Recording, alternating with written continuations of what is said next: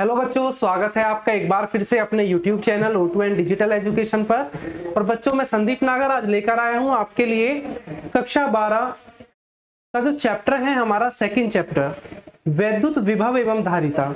उस चैप्टर का next topic आज हम लेकर के आए हैं, क्योंकि लास्ट वीडियो में बच्चों हमने वैद्युत विभव का व्यंजक हमने निकाला था वैद्युत द्विध्रुव के कारण। किसकी वजह से?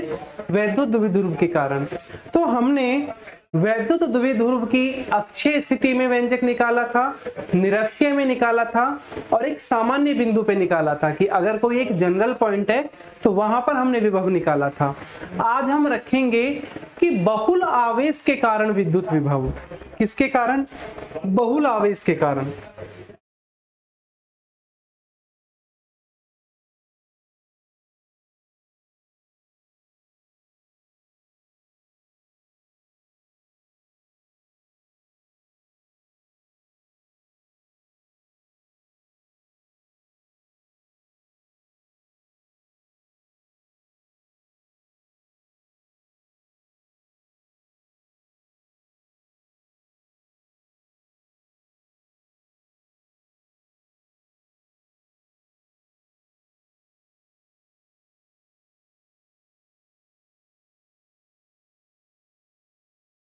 बहुल आवेश के कारण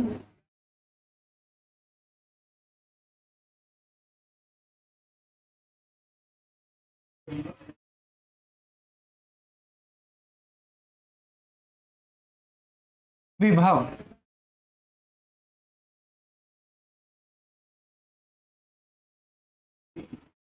बहुल आवेश के कारण विभव की जब हम बात करते हैं तो इसके लिए हम लेकर के चलते हैं कि हमारे पास अगर दो या दो से ज्यादा आवेश है, यानी अब जब हम बहुल आवेश की बात कर रहे हैं तो हमने लिया कि अगर ये चार्ज पार्टिकल्स हैं जो किसी अपने मूल बिंदु से Q1 चार्ज है, Q12 ये Q3 H so on Qn। अब ये जो आवेश हैं वो मूल बिंदु से रखे हुए हैं R1, R2, R3 डिस्टेंस पे। हमने माना कि इनकी जो दूरियां हैं वो R1 है, R2 है, R3 है, सो ऑन Rn। तो बहुल आवेश के लिए जब हम विभव निकालते हैं तो सबसे पहले हम क्या काम करते हैं? आवेश Q1 की वजह से विभव निकालते हैं। आवेश Q1 की वजह से, तो आवेश Q1 के कारण विभव,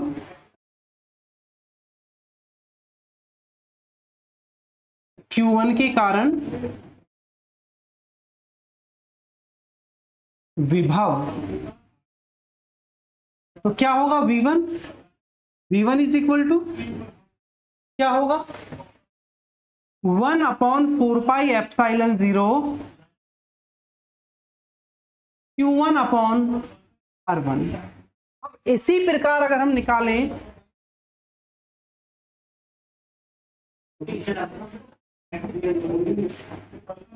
अगर V2 निकालें तो 1/4πε0 Q2/R2, V3 1/4πε0 Q3/R3। तो अगर हम n पार्टिकल के लिए लें तो Vn इज इक्वल टू 1/4πε0 और Qn/Rn। तो अगर हम उस बिंदु पर परिणामी विभव निकालते हैं तो परिणामी विभव क्या होगा? परिणामी विभव हमारा आएगा बच्चों V is equal to V1 plus V2 plus V3 एच सो ऑन Vn। तो अगर आप अपना यहां देखते हैं तो 1/4πε0 सभी में क्या आ रहा है बच्चों? कॉमन आ रहा है, तो आप इसे बाहर रख सकते हैं। 1/4πε0 और यहां आपका आएगा Q1/R1 plus Q2 upon R2 plus Q3 upon R3 plus H so on Qn upon Rn, bracket हमारा बंद। इसको तो हम समेशन फॉर्म में भी लिख सकते हैं, किस प्रकार से कि v is equal to 1 upon 4 pi epsilon 0 और समेशन i की वैल्यू 1 से लेकर के n तक और qi अपॉन ri। ये आ गया हमारा बहुल आवेशों के कारण विभव।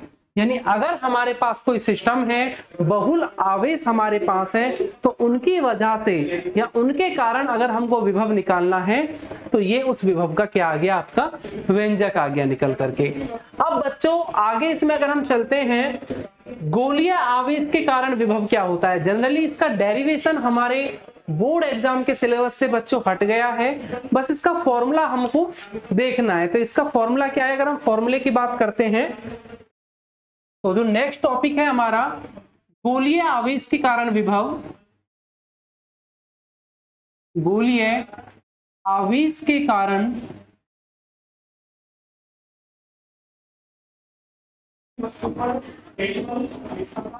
विभव, यहां हम लेकर के चलते हैं कि हमारे पास एक गोलीय कोश है।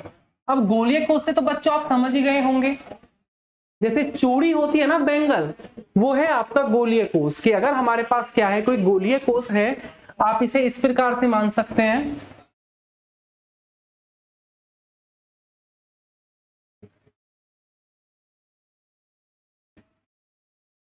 कि ये कोई गोलीय कोश है हमारे पास। इस गोलीय कोश की जो रेडियस हम लेकर के चलेंगे, जो त्रिज्या हम लेकर के चलेंगे, वो कैपिटल R है।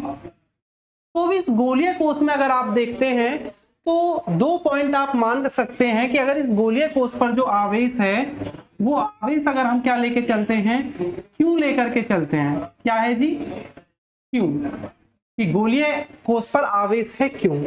तो एक तो अगर हम ये माने कि गोलीय कोश के अंदर और एक बाहर, कि अगर एक तो हम इसके गोलीय कोश के बाहर कोई पॉइंट देख रहे हैं,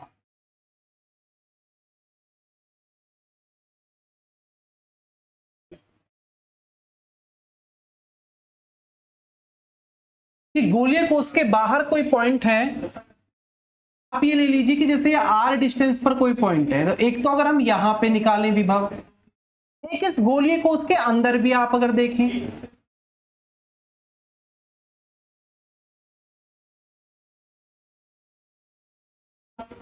इसकी भी रेडियस क्या आप लेके चलें, r।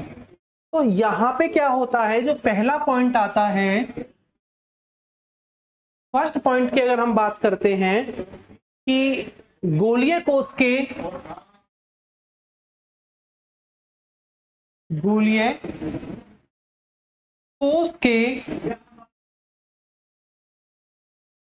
बाहर, गोलीय कोश के बाहर स्थित बिंदु P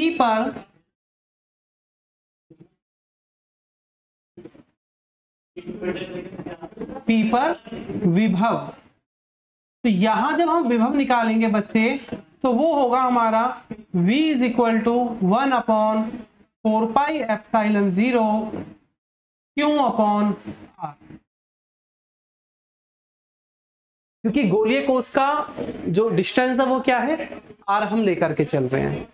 दूसरा पॉइंट अगर हम लेकर चलते हैं, गोलीय कोश के पृष्ठ पर विभव, गोलीय कोश के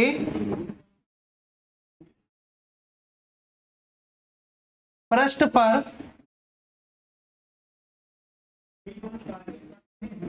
विभव। तो बच्चों गोलीय कोश के पृष्ठ पर जो विभव होगा वो आपका होगा 1 अपॉन 4 पाई एप्सिलॉन 0 और क्यू अपॉन r, क्योंकि इसकी जो त्रिज्या है गोलीय कोश की, वो हम क्या लेकर चल रहे हैं, r लेकर के चल रहे हैं। तीसरा पॉइंट आता है इसमें, गोलीय कोश के अंदर, गोलीय कोश के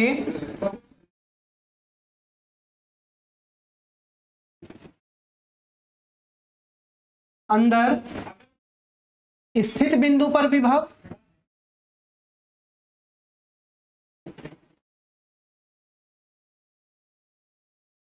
तो बच्चों एक चीज याद रखना कि हमारा जो वैद्युत क्षेत्र होता है गोलीय कोश के अंदर वैद्युत क्षेत्र 0 होता है, जबकि अगर हम विभव की बात करते हैं तो गोलीय कोश के अंदर विभव की वैल्यू क्या होती है, जितना विभव आपके पृष्ठ पर होगा उतना ही विभव आपके कोश के अंदर होगा, यानी कि 1/4 पाई एप्सिलॉन 0 और Q अपॉन R ही इसका आएगा।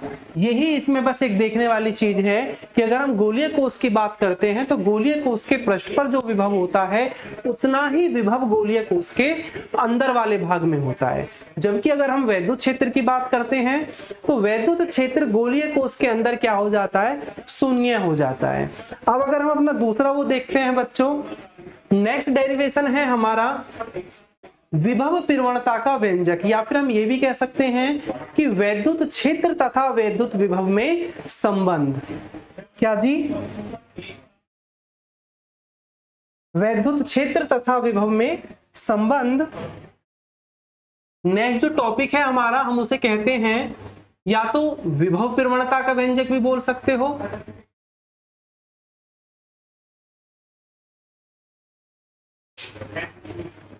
विभव प्रवणता का व्यंजक, या फिर जनरली इसको जो बोला जाता है वैद्युत क्षेत्र तथा विभव में संबंध। वैद्युत क्षेत्र तथा विभव में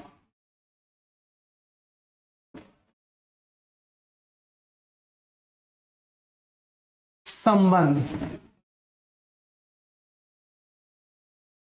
अब अगर हम ये संबंध निकालते हैं तो इसके लिए हम क्या लेकर के चलेंगे प्यारे बच्चों, कि हमने कंसीडर किया कि हमारे पास एक मूल आवेश है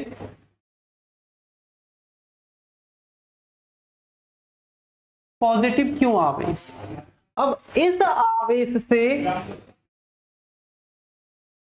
एक अगर हम दूरी बना करके चले तो यहां कोई बिंदु बी है, इस बिंदु बी पर जो विभव है बी बी, यहां एक पॉइंट है बिंदु ए, यहां पर विभव हम लेके चल रहे हैं वी ए। दोनों बिंदुओं के बीच की जो डिस्टेंस है यानी इनके जो बीच की दूरी है वो बच्चों हम लेके चलेंगे डी आर, ठीक है। और हम क्या कर रहे हैं, इन्फिनिटी से कोई हम परीक्षण आवेश लेकर के आ रहे हैं। क्या कर रहे हैं जी, इन्फिनिटी से कोई परीक्षण आवेश हम लेकर के आ रहे हैं Q0। तो ये जो आपका Q0 परीक्षण आवेश और ये जो आपका धन आवेश है, इन दोनों के बीच में क्या लगेगा, एक वैद्युत प्रतिकर्षण बल कार्य करता है और उसकी वजह से एक वैद्युत बल लगता है, ठीक है। ये वैद्युत क्षेत्र में यहां पर हम ये जो लेके चलते हैं कि भाई ये डिस्टेंस अगर हम लेके यहां से यहां तक के डिस्टेंस हम क्या लेकर के चलते हैं r, तो यहां अगर पॉइंट A पर विभव हम V लेकर के चलें और ये अंतर जो आता है निकल के ये आता है V प्लस dV, यानी पॉइंट A से पॉइंट B तक जब आप लेकर के आओगे परीक्षण आवेश को, जो विभव में परिवर्तन है वो क्या है, dV है। तो अगर मैं आपसे ये कहूं कि धन आवेश Q और परीक्षण आवेश Q0 के बीच में लगने वाला प्रतिकर्षण बल,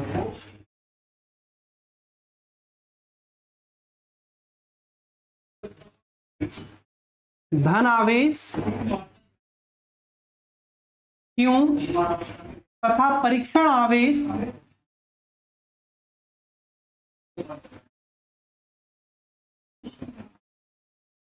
Q0 के मध्य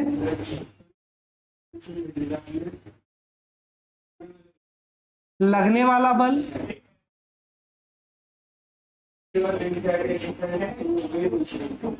क्या होगा बच्चों, F vector is equal to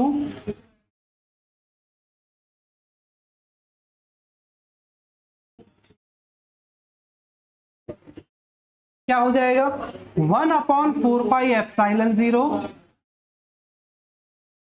Q0/R square into ये आर कैप, इसकी डायरेक्शन को रिप्रेजेंट करेगा। ठीक है, तो अगर इसका सिर्फ और सिर्फ परिमाण लिया जाए तो वो हम परिमाण ले लेंगे आगे। जब आप इस परीक्षण आवेश को बिंदु ए से बिंदु बी तक लाने लेकर के आ रहे हो तो आपको कितना कार्य करना पड़ेगा? परीक्षण आवेश को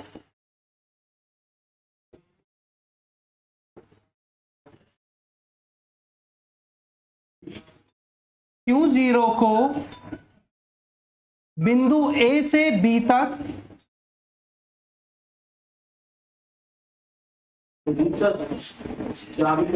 बिंदु बी तक लाने में कृत कार्य, ये कार्य कितना होगा बच्चों? dw f vector dot dr vector. क्या होगा? f vector dot dr vector. तो जब आप इसे सॉल्व करेंगे तो जनरली अगर हम इसको देखते हैं कि भाई ये क्या हो जाएगा f dr cos 180, क्योंकि आप इसे जो लेकर के आ रहे हैं वो वैद्युत बल के विरुद्ध में लेकर के आ रहे हैं, क्योंकि आपका जो प्रतिकर्षण बल लग रहा है अग्र दिशा में और आप इसे विस्थापित कर रहे हैं पश्चिम दिशा में, तो 180 डिग्री का एंगल बनेगा। तो ये आ जाएगा dw कितना माइनस के f डॉट dr। ठीक है, यहां तक आप इसे क्या रख सकते हो, लिख सकते हो। अब इसे आगे अगर हम देखें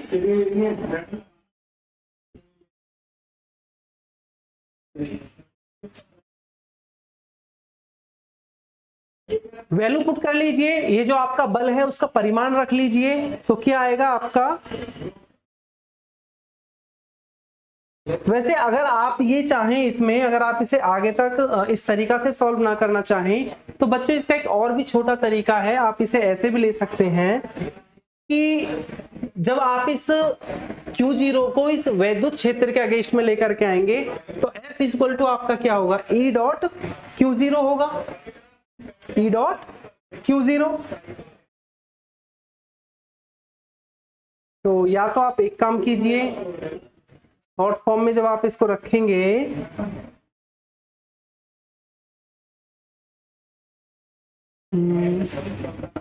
हमें निकालना है विभव प्रवणता, निकालनी है हमको। तो F इक्वल टू हम क्या रख सकते हैं, इसी में आगे आप क्या कर सकते हो, आप ये वाली इसकी वैल्यू पुट ना करके अब यहीं पे आप क्या करोगे आगे कि W इज इक्वल टू क्या रखोगे, ये जो dw है आपका, F की जगह तो हम ये वैल्यू भी रख सकते हैं, क्योंकि इसकी जगह आप ऐसे भी तो लिख सकते हो कि F vector is equal to E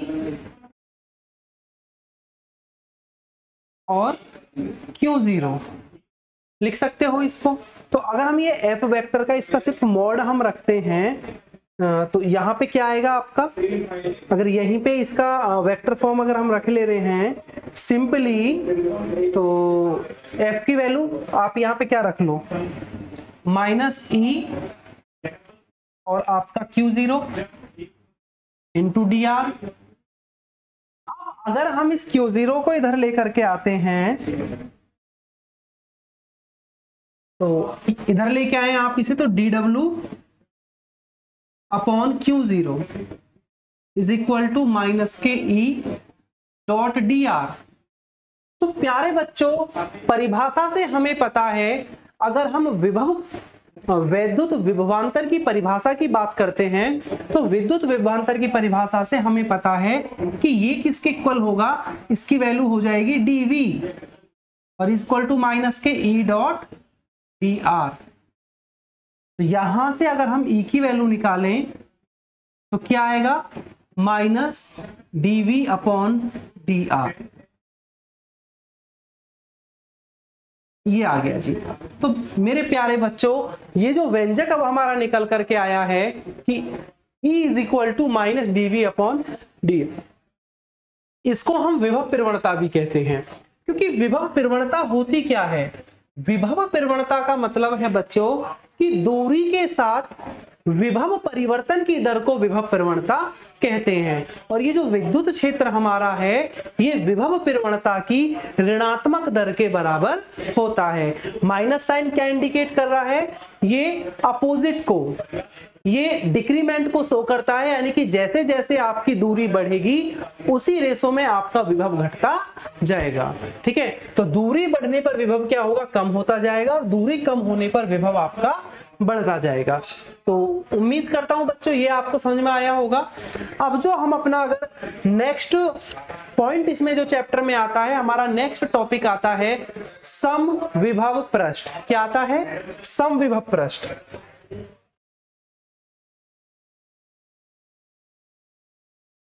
समविभव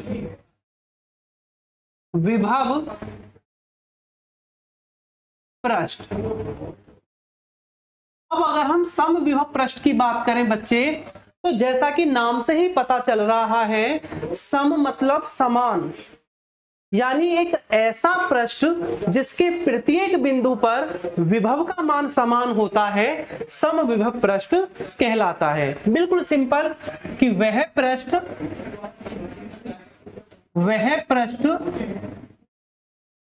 जिसके प्रत्येक बिंदु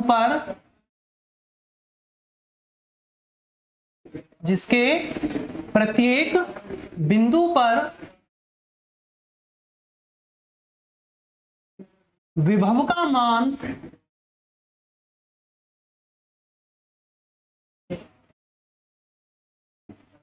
समान होता है,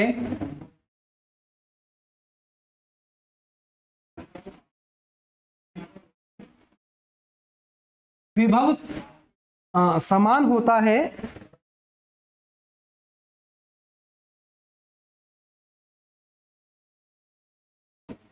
समविभव पृष्ठ कहलाता है। समविभव पृष्ठ कहलाता है।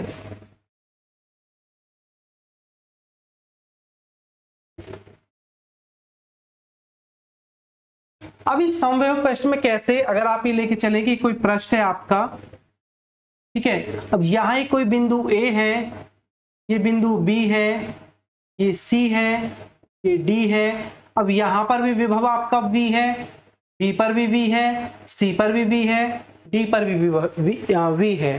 तो अगर मैं आपसे कहूं कि इस पृष्ठ में किन्हीं भी दो बिंदुओं के बीच विभवांतर कितना होगा, किन्हीं दो बिंदुओं के बीच, किन्हीं दो बिंदुओं के बीच जो विभवांतर होगा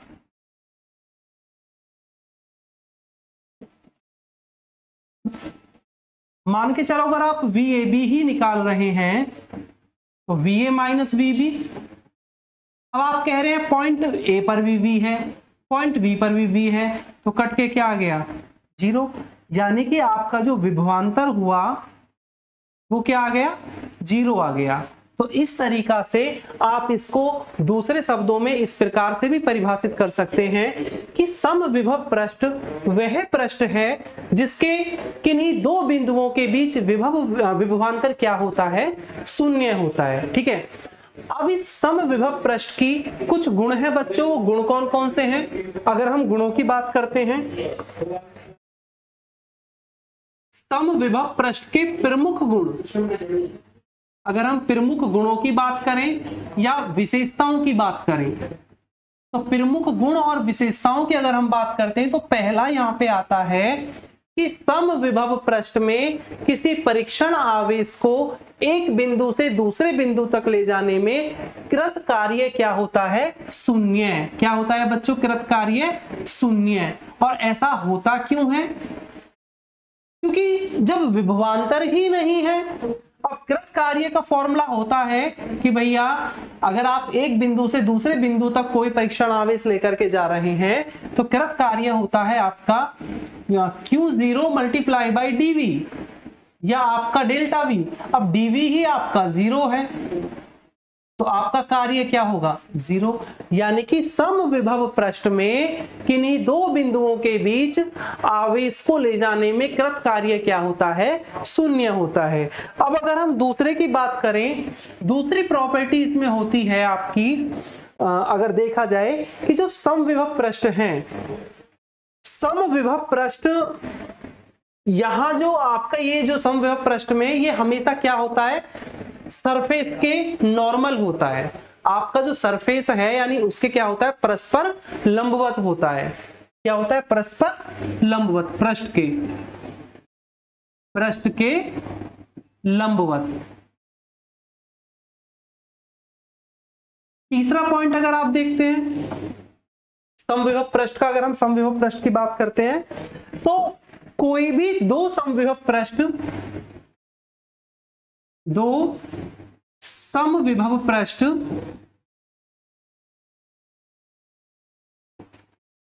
कोई भी दो समविभव पृष्ठ एक दूसरे को निरस्त नहीं कर सकते।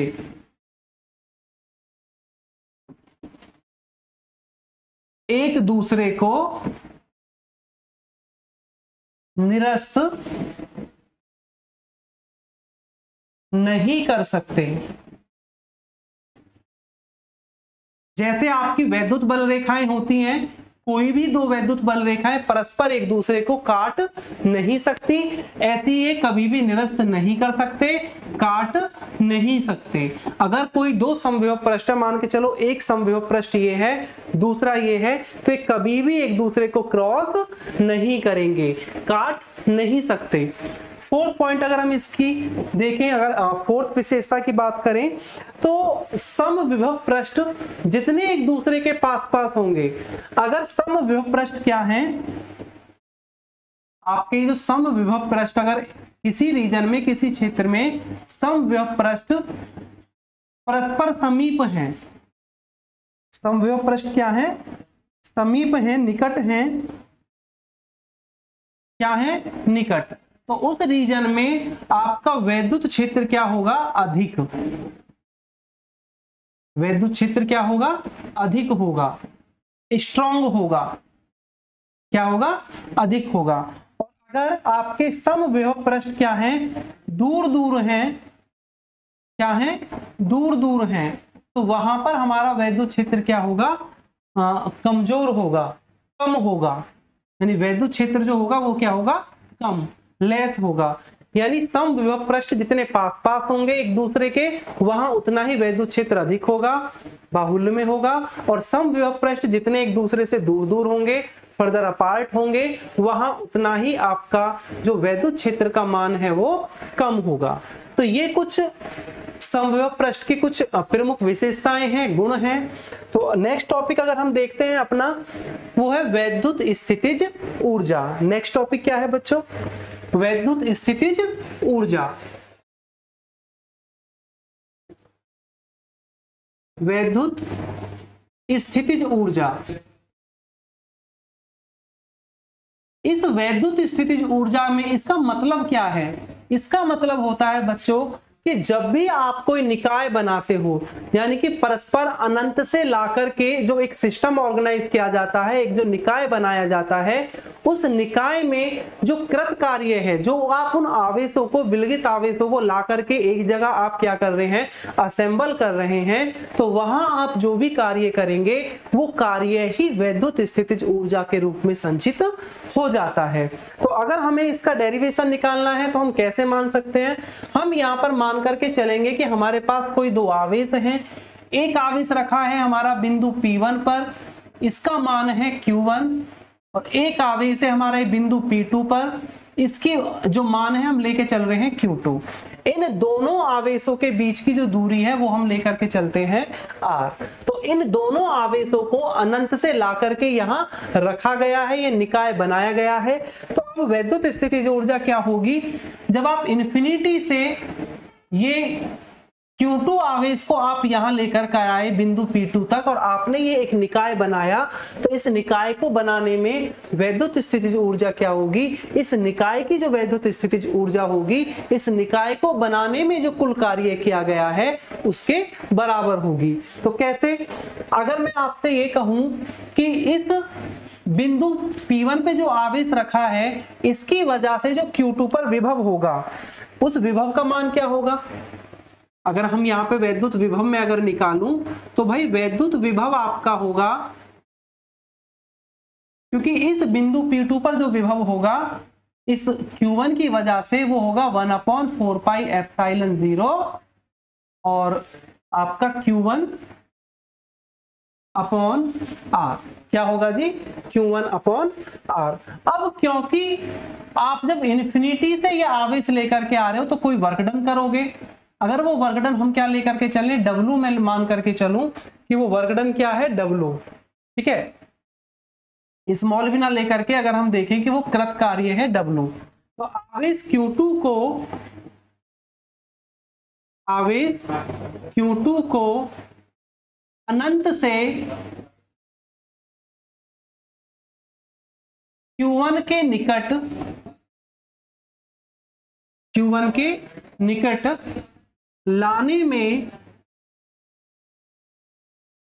कृत कार्य क्या होगा, ये कार्य आपका होगा W is equal to V multiply by Q2। अब अगर आप V की वैल्यू पुट करते हो तो 1/4 पाई एप्सिलॉन 0 और आपका Q1 upon R multiply by Q2, यानी कि W बराबर 1/4 पाई epsilon 0 Q1 Q2 upon R। यह कार्य ही वैद्युत स्थितिज ऊर्जा के रूप में संचित हो जाता है। तो यह कार्य ही निकाय की वैद्युत स्थितिज ऊर्जा के रूप में संचित हो जाता है। वैद्युत स्थितिज ऊर्जा के रूप में संचित हो जाता है। तो अतः वैद्युत स्थितिज ऊर्जा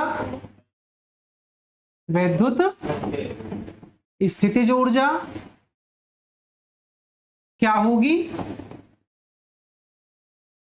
वैद्युत स्थितिज ऊर्जा आपकी U इज इक्वल टू होगा W, यानी कि 1/4 पाई एप्सिलॉन 0 और Q1 Q2 अपॉन R। ये आ गया जी। अब अगर आपके बहुत सारे आवेश हैं, बहुल आवेश के कारण वैद्युत स्थितिज ऊर्जा निकालते हो, इस Q1 पॉइंट पे अगर एक Q2 पॉइंट भी हो, Q3 भी हो, तो उसमें क्या होगा Q1 Q2 अपॉन R, फिर Q1 Q3 अपॉन R, ऐसे ही आपका ये बढ़ता चला जाता है। यानी जितने भी हमारे सिस्टम होते हैं सबके लिए हम फिर अलग अलग विद्युत स्थितिज ऊर्जा निकालते जाते हैं। अब इसके बाद जो हमारा नेक्स्ट टॉपिक है वो है कि वैद्युत द्विध्रुव के कारण अगर स्थितिज ऊर्जा हमको निकालनी हो, कि वैद्युत द्विध्रुव के कारण क्या जी, वैद्युत स्थितिज ऊर्जा, तो कैसे करेंगे, जो नेक्स्ट टॉपिक है हमारा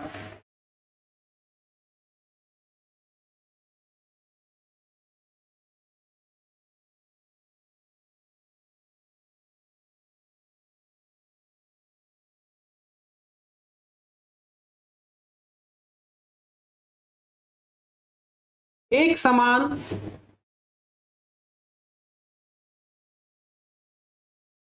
वैद्युत क्षेत्र में, एक समान वैद्युत क्षेत्र में वैद्युत द्विध्रुव के कारण या वैद्युत द्विध्रुव की स्थितिज ऊर्जा,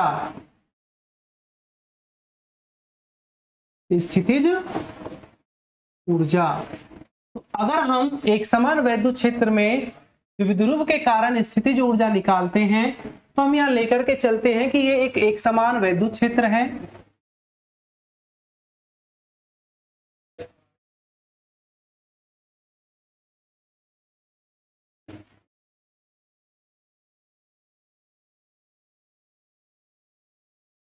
ये क्या है, एक समान वैद्युत क्षेत्र।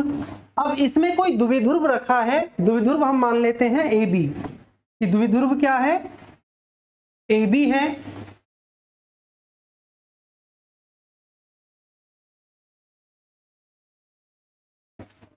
अब क्योंकि वैद्युत द्विध्रुव में क्या होते हैं, दो बराबर किंतु विपरीत आवेश एक दूसरे से अल्प दूरी पर होते हैं। तो यहां पर अगर हम देखें कि धनावेश है और यहां ऋणावेश, यहां जो बल लगा प्लस क्यू ई जो वैद्युत बल है, और इधर जो बल लगता है माइनस के क्यू ई। ठीक है, अगर ये एक समान वैद्युत क्षेत्र से थीटा कोण पे रखा हुआ है, ठीक है, ये कोण क्या लेके चले, अगर हम थीटा कोण है, अब द्विध्रुव है, इसके बीच की दूरी क्या ले लेते हैं, 2a ले लेते हैं।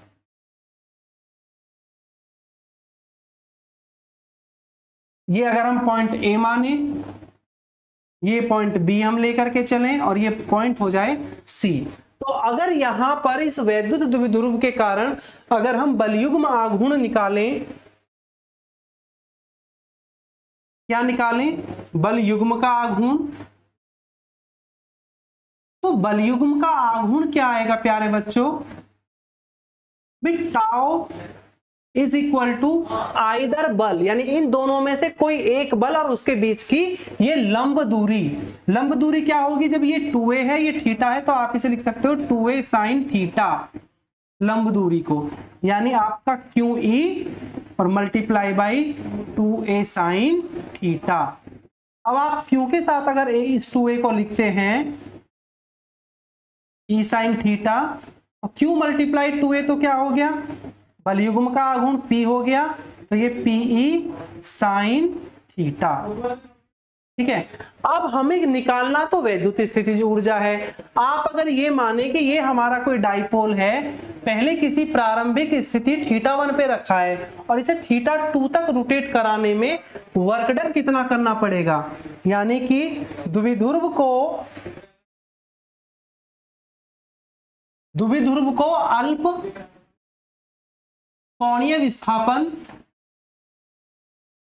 अल्प कोणीय विस्थापन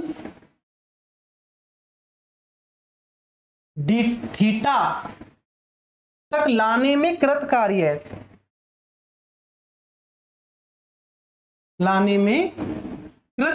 अगर हम निकालते हैं तो क्या होगा, dw हो जाएगा हमारा टाउ डॉट डी थीटा।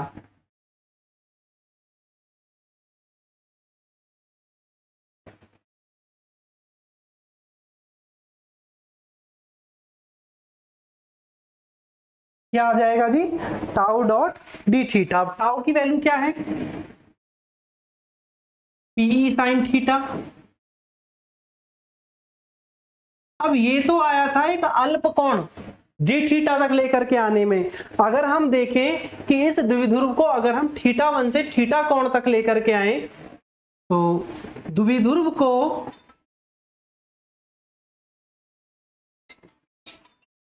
θ1 स्थिति से θ2 स्थिति तक लाने में कुल कृत कार्य, तो आप क्या करेंगे, अब हम इसमें इसका इंटीग्रेशन कर लेंगे dw और एक उचित लिमिट के साथ। तो लिमिट क्या हो गई, θ1 से θ2 और PE sine theta D theta. PE तो हमारा कांस्टेंट है, तो ये तो बाहर आ गया, और साइन थीटा का इंटीग्रेशन क्या होता है बच्चों, माइनस कॉस थीटा, और लिमिट लग गई आपकी θ1 से θ2। क्या लिमिट लग गई, θ1 से थीटा 2। तो W इज इक्वल टू अगर आप लिमिट पुट करेंगे PE cos थीटा 2 माइनस का और माइनस कॉस थीटा 1। तो ये W is equal to PE, ये माइनस माइनस प्लस होगा, कॉस थीटा 1 माइनस के कॉस थीटा 2। ये आ गया जी आपका कुलकृत कार्य, और ये कार्य ही इस द्विध्रुव के विद्युत स्थितिज ऊर्जा के रूप में संचित हो जाएगा। तो यह कार्य ही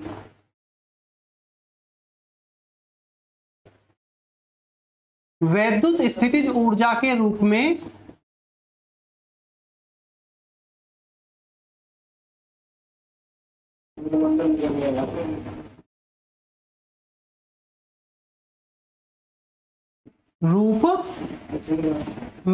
संचित होगा या संचित हो जाता है।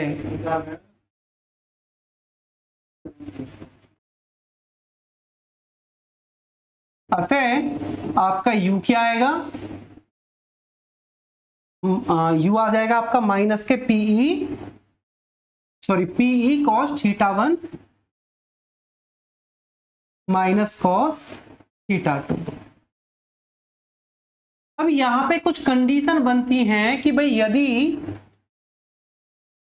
हमारा जो द्विध्रुव है वो प्रारंभिक स्थिति में वैद्युत क्षेत्र के क्या है, पैरेलल है।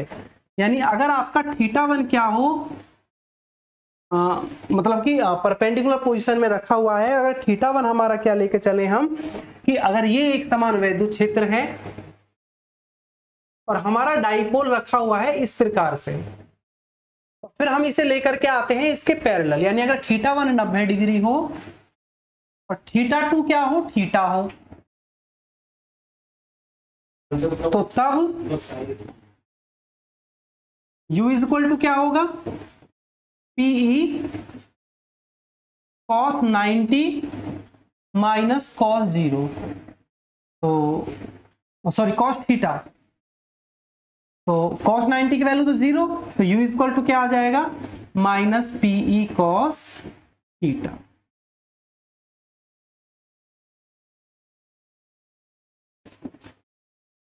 अब इसमें कुछ कंडीशन बनती हैं, दशा बनती हैं आपका किसका, स्टेबल और अनस्टेबल इक्विलिब्रियम की। अगर हम बात करें स्थायी और अस्थायी इक्विलिब्रियम में, स्थायी संतुलन, तो यहां अगर हम पहला केस देखते हैं स्थायी संतुलन के लिए,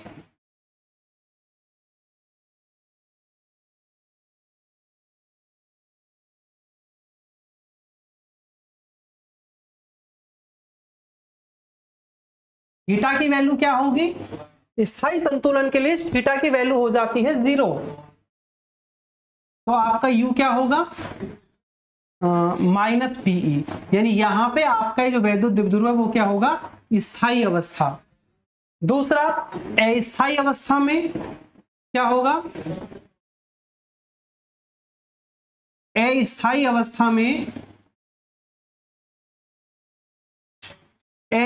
अवस्था में क्या होगा भाई, अस्थायी के लिए थीटा आपका होता है 180 डिग्री, यानी कि U इज इक्वल टू हो जाएगा प्लस PE। इसमें अगर आप थीटा की वैल्यू 180 रखोगे, और एक तीसरी पॉइंट थर्ड दशा एक ये भी बन सकती है कि शून्य ऊर्जा के लिए, अगर हम शून्य ऊर्जा की बात करें तो थीटा हो जाएगा 90 डिग्री, यानी कि U is equal to minus PE cos 90, और cos 90 की वैल्यू 0, तो U इज इक्वल टू आपका 0। ये आपका आ जाएगा न्यूट्रल के लिए, जिसे हम उदासीन स्थिति भी बोलते हैं। तो यहां से आपकी 3 अवस्था भी आ सकती हैं, आपका स्थायी इक्विलिब्रियम यानी स्टेबल, आपका अनस्टेबल, और आपका शून्य।